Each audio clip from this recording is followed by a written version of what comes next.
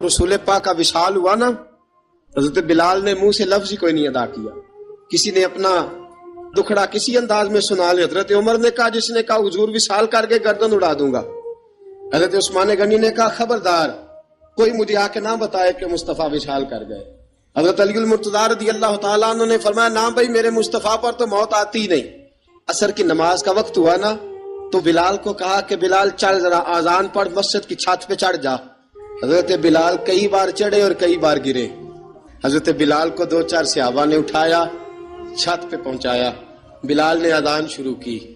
जब कहा ना अशहदु अन्ना मुहम्मदर रसूलुल्लाह, जो सारे चुप खड़े थे ना, उनमें से एक बाबा रो पड़ा। इसका नाम अबू बकर सिद्दीक था।